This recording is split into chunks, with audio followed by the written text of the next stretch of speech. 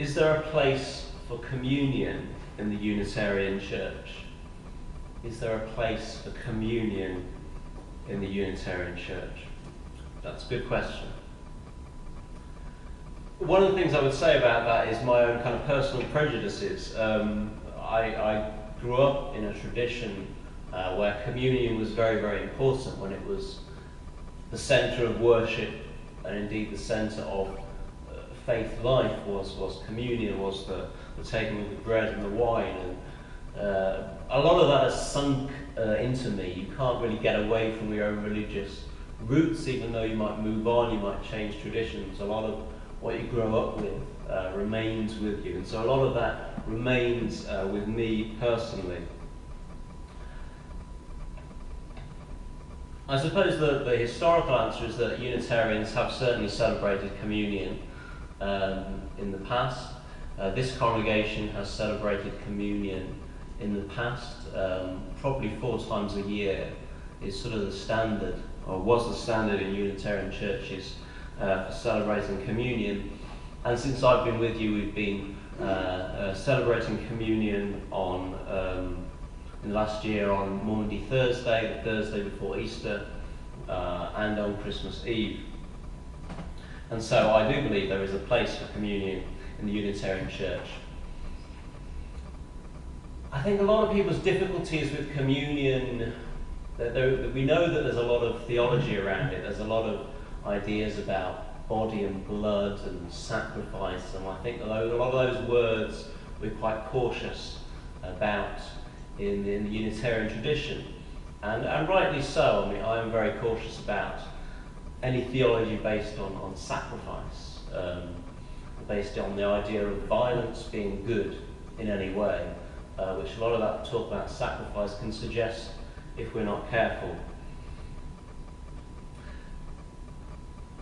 What is at the centre of communion, though, I think, is the very act of eating together, which is a very powerful spiritual activity.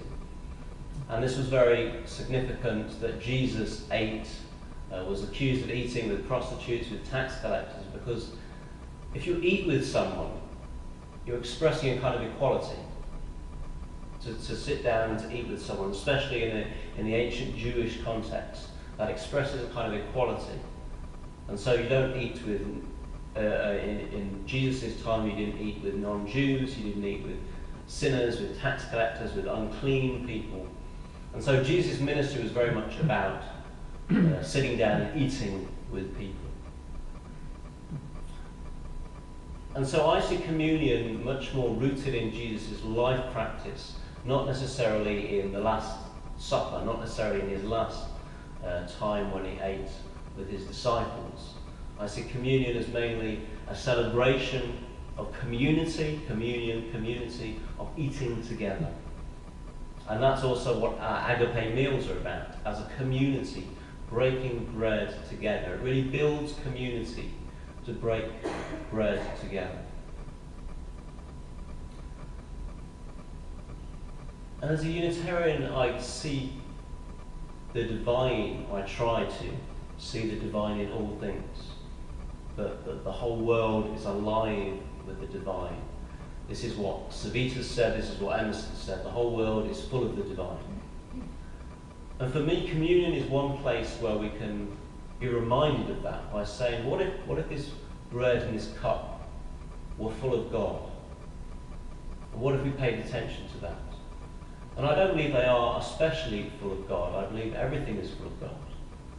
And but it is one practice we can take up in which we're reminded that everything is full of God. And so that is one reason for me why communion, I think, does have a place in the Unitarian tradition, and it is something that we can take on as part of our tradition. And it's also, we're a very wordy people. We think and we talk a lot. And I think we've underestimated the importance of ritual, the importance of shutting up and doing something with our bodies. We're embodied people. We don't live just in our minds, we live in our bodies. So any a ritual that involves our bodies, I think involves us spiritually in a different way than it does if it just is an intellectual exercise, which a lot of Unitarianism tends to. And so that's another reason why I think there is a place for communion in Unitarianism.